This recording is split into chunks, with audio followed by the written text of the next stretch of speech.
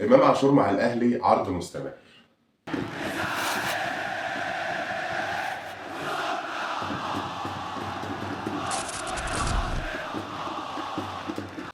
مساء الفل، معاكم حليم من قناة حليم بتاع الكورة. النهارده هنتكلم في موضوع كده يعني ظهر على السطح وبقى ترند اليومين دولت، حابين نلقي بالضوء عليه. أنا في الحقيقة يعني ما بهتمش قوي إن أنا أتكلم على الأندية المنافسة وكده، خاصة إن إحنا النادي عندنا لسه برضه في مشاكل، واستعرضنا ده في الفيديو بتاع امبارح اللي فاتوا، خش اتفرج عليه. معدلات المشاهدة كده عاوزين نرفعها مع بعض شوية، عشان كده بنوصي حضراتكم اللي مش مشترك في القناة يا ريت يشترك. لو حضرتك بيعجبك المحتوى اللي احنا بنقدمه يا ريت تدعمنا بلايك وكومنت، بيفرق جدا معانا الدعم. بنلاقي مثلا عدد مشاهدات كويس لكن عدد اللايكس وعدد الكومنتات قليلة، فلما حضرتك بتدعمنا باللايك او بالكومنت بتساعدنا ان احنا نستمر عشان ما نغيبش عليكم فترات طويلة زي ما سبق. ويلا بينا نبدأ.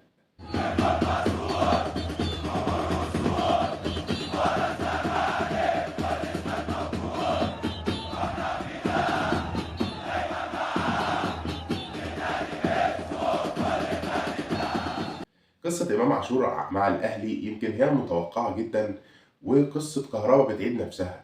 وللي فيكم متابعني على فيسبوك من فترة، من أيام بقى انتقال كهربا كمان، مش بس انتقال إمام عاشور، هتجد يعني إحنا تنبأنا بما سيحدث. ده مش عشان الواحد قارئ للفنجان ولا مطلع على الغيب، الأمر أبسط من كده. القصة وما فيها إن دايما اللاعب اللي بينتقل من عندك وبيروح عندهم بيكون متقدم له تسهيلات، وبيكون متقدم له شروط معينة علشان هو يوافق ينتقل من الغريم ده للغريم الآخر، إن هو يخسر الجمهور ده ويكسب الجمهور الآخر. فطبعا دي اللعيبة بتشوفها تحدي كبير وتحدي صعب. فأنا علشان أقنع لاعب زي كده إن هو ينتقل إلى صفوفي لازم أقدم له تسهيلات ولازم أقدم له تضحيات. هنجد مثلا إن كهربا في 2019 كان نجم الفريق الأول، وكان نجم الزمالك في البطولة الكونفدرالية، وكان من هداف الفريق مع أوباما. تمام. هتجد إن كهربا علشان خاطر ياخد الخطوة دي حصل ايه؟ اول حاجه تم استبعاده من نسخه الكان بسبب طبعا ان كان في مدير فني زي اجري، واجري ده مشهور جدا في العالم كله حته ان هو بيدفع له فلوس مقابل اشراك لعيبه واستبعاد لعيبه. وقتها كان استبعد برضه رمضان صبحي عشان يضغط عليه ان هو يجدد مع الاهلي، لان اللاعب كان معار من النادي الانجليزي للاهلي وما كانش عاوز يجدد اعارته مع الاهلي او ان هو يمضي عقد مستمر مع الاهلي. فعلشان يضغط عليه استبعده من المنتخب. نفس الوضع بالنسبه لكهربا وهو نجم الزمالك، نفس الوضع برضو بالنسبه لعبد الله جمعه، استبعد بعض اسماء لمع بعض اسماء، كل ده بغرض ان هو بيخدم اهداف تسويقيه واهداف الوكلاء حطتها له.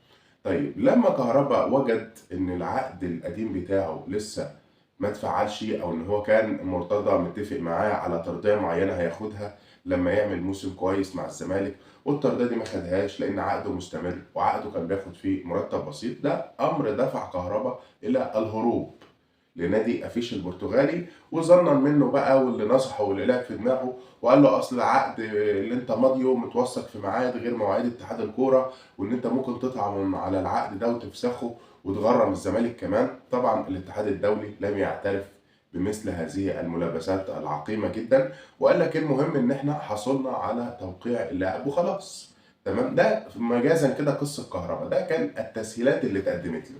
طيب تعالى الاهلي يا ابني وهنخليك نجم، وانت كنت نجم في الزمالك وهنزود نجوميتك وهنخليك نجم شباك. والحراق راح والحراق جه، الى درجه ان هو اول مشاركه ليه في مواجهه الزمالك كان في السوبر المصري بتاع كارتيرون وفايلر، وخسر الاهلي بركلات الترجيح. وقتها حتى لما نزل وشارك كان طارق حامد ضربه في الواقعة الشهيرة اللي احنا فاكرينه، والخناقة الكبيرة اللي قامت بعد المباراة لما شيكابالا شاور لجمهور الأهلي. وبرده في الأهلي غلط أليو ديانج تقريبا، وكان برده إمام عاشور في واقعة ضرب وليد شلوط أو وليد سليمان. فده اللي حصل بالظبط في قصة كهربا. يعني هو لاعب في الأهلي والناس كلها عارفة إن هو بطل كورة، وجمهور الأهلي عارف إن هو بطل كورة، وحتى المدير الفني عندما يغيب المهاجم الاساسي للاهلي اللي هو وسام ابو علي بيلاعب جناح في مركز الفرود زي طاهر، ولا انه بيعتمد على كهربا. طيب دي كانت قصه كهربا. قصه امام عاشور مشابهه شويه وملابساتها يعني اكثر تعقيدا. انا بس حابب احكي عن الدوافع اللي بتخلي اللعيبه دي تعمل كده، وبعدين بقى ايه هنتكلم كلمتين في الاخر وهنحفل وهنقول الكلام اللي انتوا بتحبوه كله. تمام. امام عاشور انضم لنادي الزمالك في موسم 2019. تمام. كان في ميركاتو تاريخي لنادي الزمالك ضم فيه 10 صفقات، العشرة 9 منهم اجمد من امام. يعني امام كان ترتيبه العاشر في صفقات 2019، وهشرح لك ليه. يعني انا مش بقول الكلام ده مكايده يعني في امام ولا حاجه. كان عندنا اشرف بن شرقي، محمد أوناج، كان عندنا شيكابالا عائد من الاحتراف في السعوديه، كان عندنا محمد عبد الشافي عائد ايضا من الاحتراف، عندنا مصطفى محمد عائد من الاعاره، كان عندنا ايضا محمد عواد، محمد ابو جبل، محمد صبحي، كريم بامبو نجم الاهلي ونجم الاسماعيلي، واسلام جابر، واخيرا كان امام عاشور. تمام. امام عاشور كان لاعب في صفوف المحله معارا لصفوف حرس الحدود. تمام. نادي الزمالك تعاقد معاه في نظير ان هو هيدفع من مرتبه قيمه انتقاله من غزل المحله. هو ده كان الاتفاق بين مرتضى وبين امام عاشور، وامام عاشور كان بيموت نفسه عشان يجي الزمالك، وهو زملكاوي من عائله زملكاويه، حتى ابوه يعني سماه امام على اسم طبعا امام حماده امام، وسمى اخوه حتى حازم على اسم حازم امام بالمناسبه يعني. فانتقل لصفوف نادي الزمالك وما لقاش لنفسه اي فرصه سواء مع ميتشو او حتى كارتيرون. تمام. هنا موسم 2020. تمام. يعني كان بيقعد على الدكه وبيستبعد من الدكه، ما كانش بيشارك بصفه اساسيه، لان هو كان جاي جناح طبعا بيلعب في المركز ده اشرف بن شرقي، وكان عنده بدايل. وبرضه حتى لما تم اكتشافه في وسط الملعب كان بيلعب مكانه فرجاني ساسي وطارق حامد، برضه افضل لعيبه في تاريخ الزمالك يعتبر يعني، او في الحقبه دي تحديدا. فامام عاشور لم يجد فرصه مع ميتشو، لم يجد فرصه ايضا مع كارتيرون. تم ضمه لقائمه السوبرين، دخل السوبرين عمل الخناقه الشهيره وضرب وليد سليمان بالشلوط.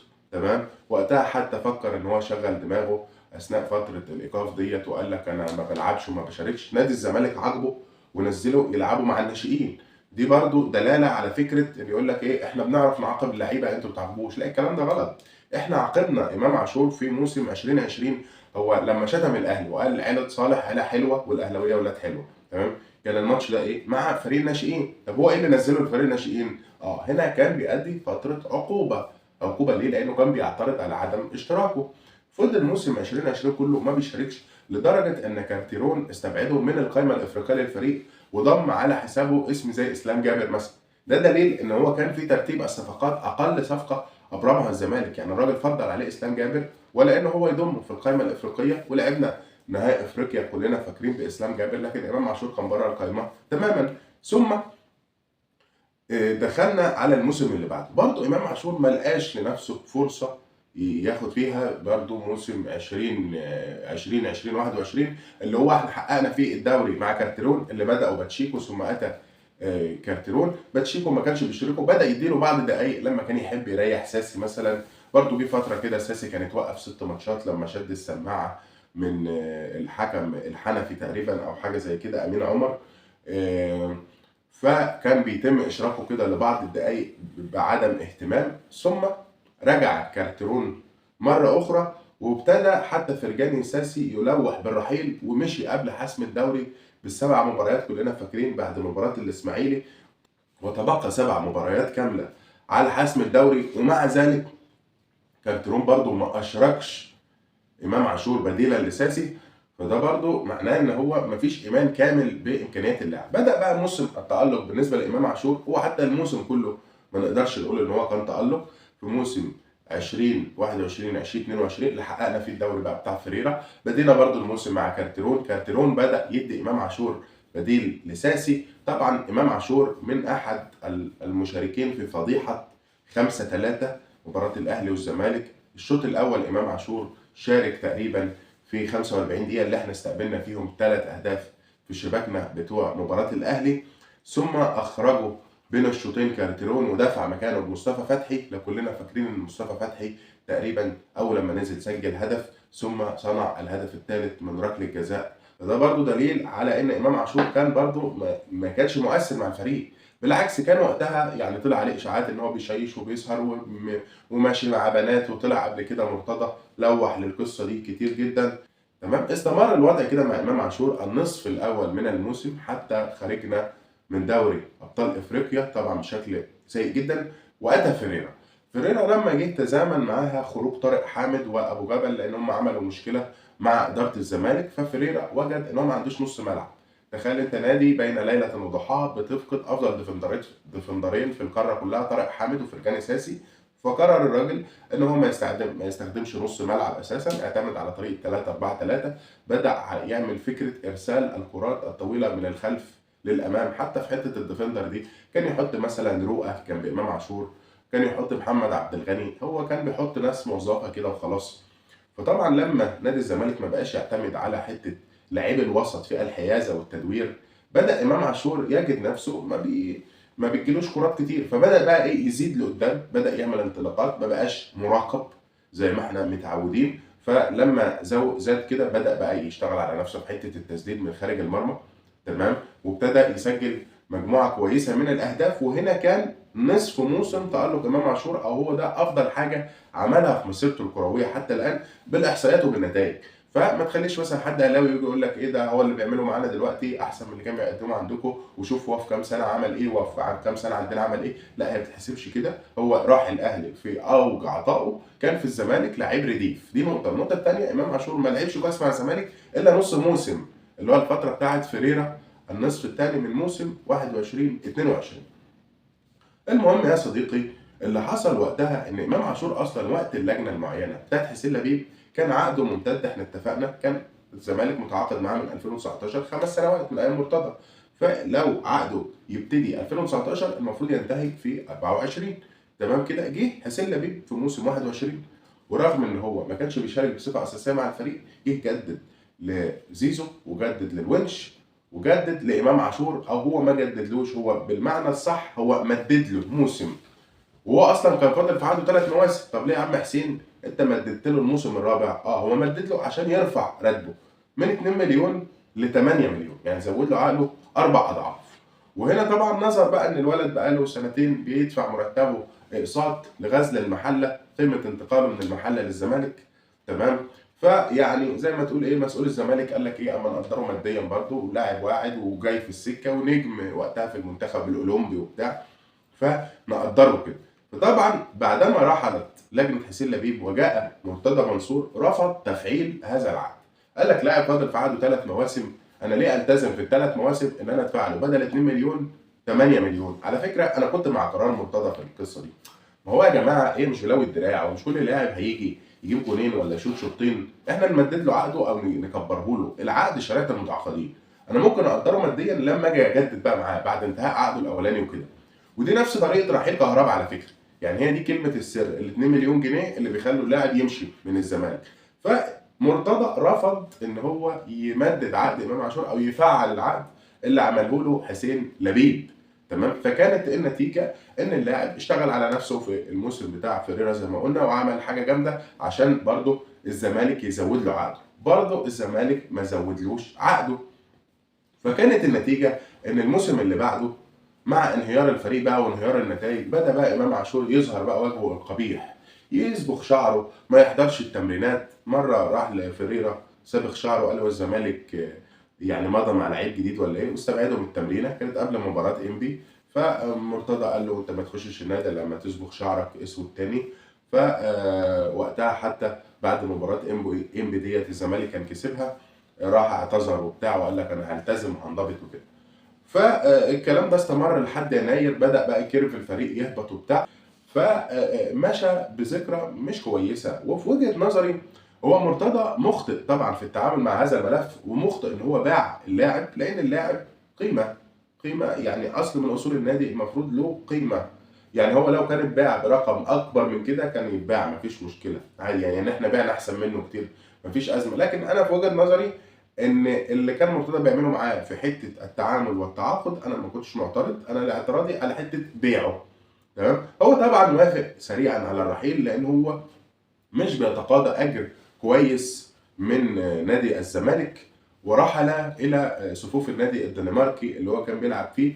وكلنا طبعا فاكرين كواليس القصه دي كويس. عندما سافر الى النادي الدنماركي، هو طبعا لاعب شأنه شأن كهربا، شأن اللاعيبه اللي هي عقلياتها ضحله، اللي هو بتطلع الاحتراف تحس ان هي مغتربه بره. عندنا برضو محمد ابراهيم خد رحله احتراف فاشله، شيكابالا نفسه مع احترامي طبعا للقامات الفنيه الكبيره بسبب عدم التاقلم مع اللغه، وهو بقى هنا بيبقى عايش دور نجم الشباك.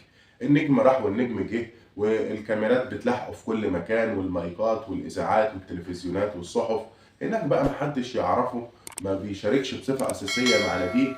اتصاب هناك اصابه كبيره، قال لهم يا جماعه طب انا هروح اتعالج في مصر. عاد الى مصر، بدل ما يروح يتعالج مع دكتور ولا كذا راح يتدرب في نادي الزمالك. ماشي. نادي الزمالك هنا كان مستغرب وجوده. يا ابني احنا لسه بايعينك من شهرين، بغض النظر ان احنا وانتوا متفقين ان عمليه بيعه كانت غلط، بس هي برضه عمليه استرجاعه غلط برضه. ما هو انا بايعك واخد فيك قرشين، والقرشين انا صرفتهم باي سبيل من السبل. هل انا دلوقتي عندي القدره الماليه ان انا ادفع فيك 3 مليون دولار قاعد يتمرن في الزمالك شهر شهرين وسط تجاهل تام من مسؤولي الزمالك؟ فجاه ابتدى عرض الاهلي يلح في الافق. هل بقى ده كوبري متفق عليه من البدايه؟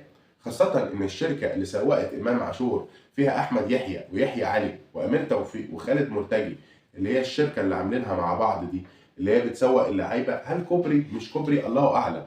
لكن هو اللي انا اقدر اشهد له ان الولد جه للزمالك الاول يقول لهم اتعاقدوا معايا. بس برضه ما انت عارف ان الزمالك ما عندوش قدره ان هو يتعاقد معاك في الوقت ده، ولو هيجي يتعاقد معاك هيتعاقد معاك بمبلغ قد اللي باعك بيه او ازيد. هل الزمالك يقدر يدفع اصلا 3 مليون دولار في امام عاشور او في غيره؟ وحتى هذه اللحظه ما يقدرش يدفع هذا المبلغ. وقتها تدخل رجال اعمال مصريين واقنعوا امام عاشور ان كده كده مرتضى راحل لا محاله، واصبر خليك في النادي بتاعك ونرجعك. يقول لهم لا مش هرجع النادي بتاعي. طب يا ابني نطلعك اعاره يا ابني ونرجعك، يقول لك لا مش هروح اعارات. طب يا ابني مثلا روح اي نادي الا الاهلي، لا برضه. طب ليه؟ لان الاهلي قدم تسهيلات. انا القصه بقى اللي انا بحكيها دي كلها عشان التسهيلات اللي قدمها الاهلي. ونطلع فاصل ونرجع لكم بقى نكمل.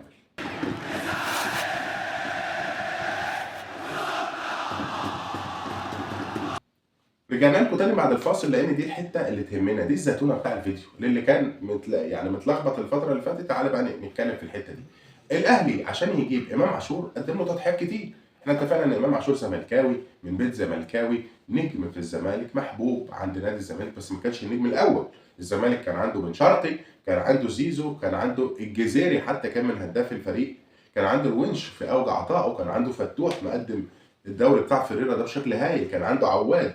يعني انت بتتكلم في امام عاشور ترتيبه برضه الخامس السادس السابع بين نجوم الفريق. مش هكلمك بقى على حسام عبد المجيد والاسماء اللي زي كده، عشان برضه لا احد يتخيل ان احنا يا جماعه ان الراجل ده كان النجم الاول بتاعنا. زيزو يا جماعه الموسم ده احرز 23 جول، وبن شرقي كان الهداف الثاني، والجزيري كان جاب 11 جول.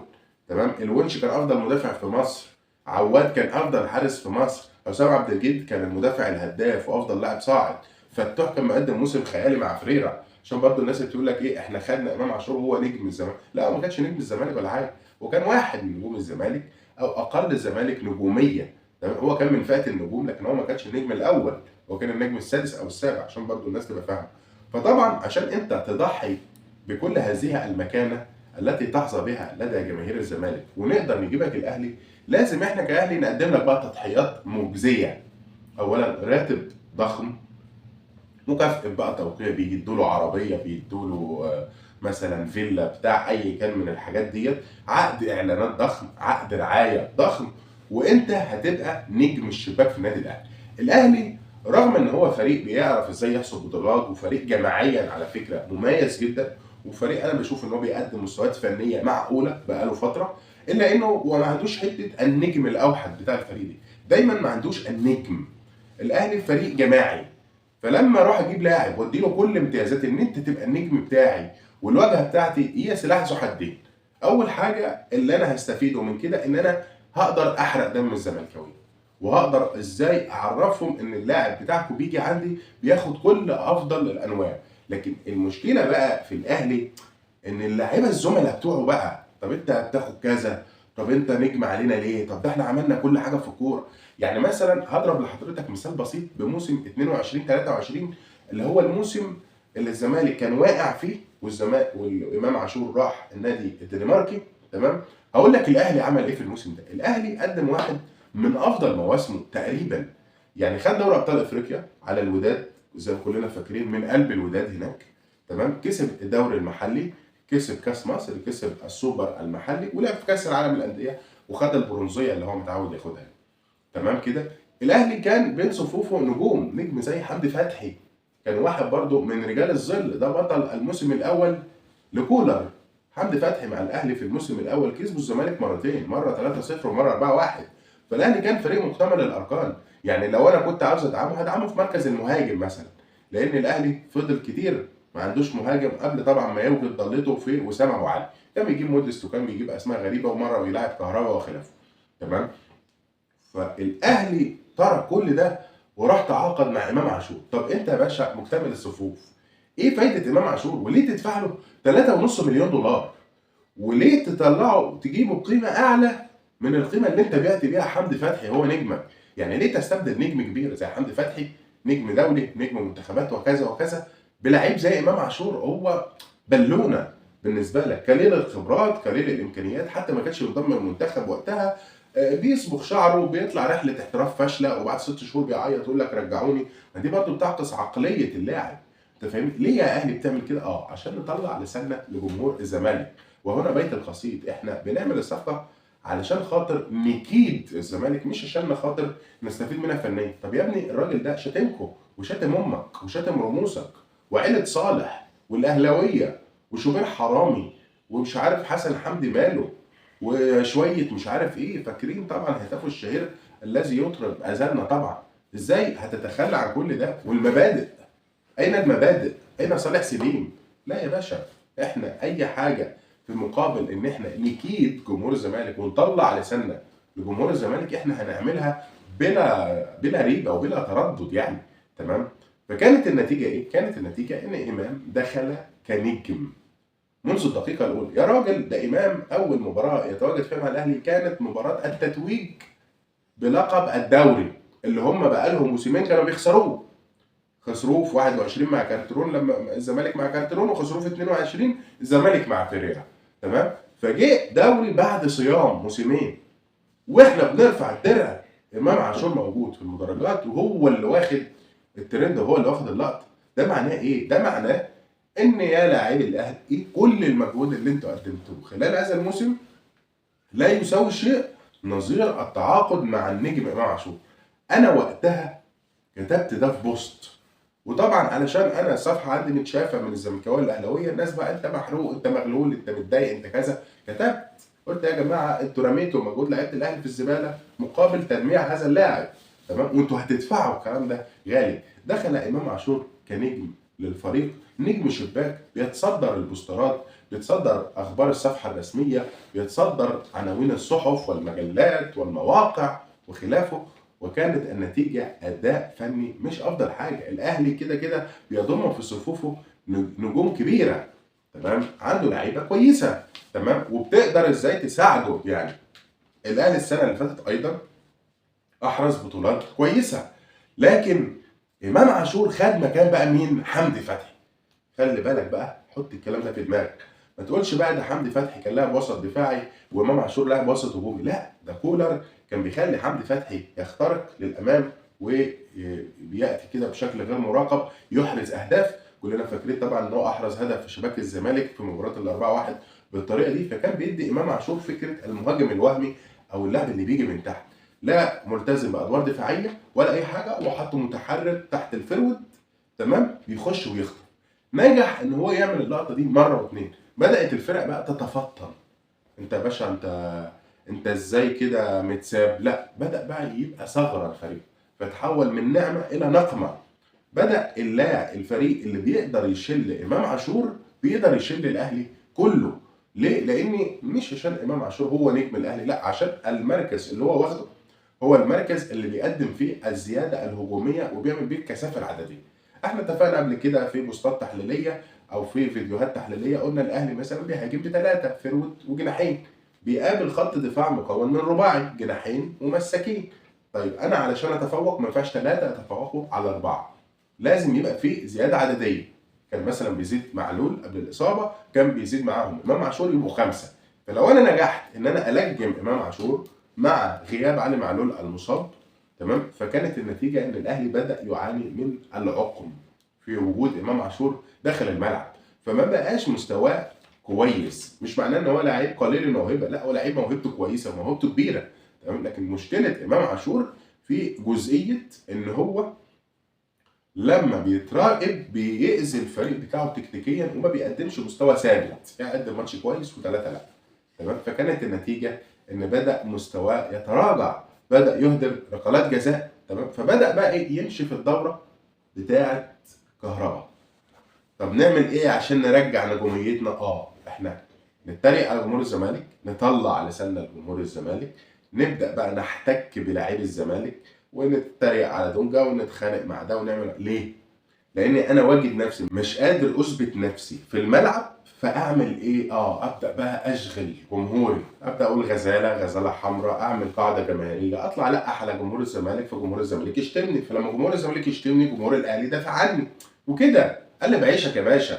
هي ما بقتش كوره. يعني مثلا تجد الزمالك مثلا تعاقد مع ناصر ماهر، عبد الله السعيد، احمد حمدي، كل دي لعيبه مهيجيه من الاهلي.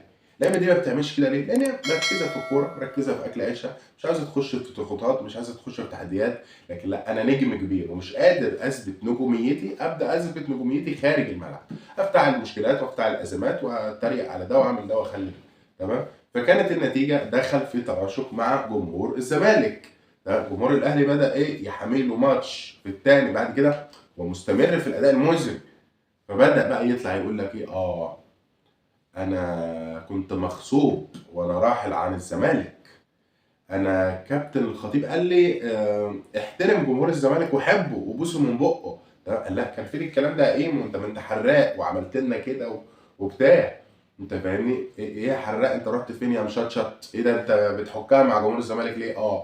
بس جمهور الزمالك كان شديد عليه شويه، جمهور الزمالك مخليه مش مركز في اللي هو بيعمله، تمام. وطلع وعمل اللقطتين دول. جه الماتش اللي بعده ضيع ضربه الجزاء بقى بشكل كوميدي، فابتدى كولر زيه اجراء مع اي لاعب، ابتدى يركنه على البنش. فلما ركنوا على البنش جمهور الزمالك بقى تعالى بقى، ايه يا نجم، ايه اللي جرالك، انت قاعد على الدكه ليه، ده قفشه نزل ولعب عليك، ده كذا ده كذا. طبعا دي حاجه حرقت دمه، ازاي ابقى انا نجم الفرقه وازاي انا ابقى رقم واحد، تمام، وتعمل فيها كده. خلي بالك امام عاشور خسر حاجات كتير قوي، يعني خسر مقعده في المنتخب، خسر مكانته عند جمهور الاهلي، عند اداره الاهلي، خسر حتى نجوميته بقى يقعد على البنش. قال لا، انتوا هتودوني فين بعد كده؟ انتوا ناقص بقى تستبعدوني من التشكيل، انتوا تطلعوني اعاره لتركيا زي ما عملتوا مع كهربا ولا ايه؟ لا، ده انا النجم الكبير.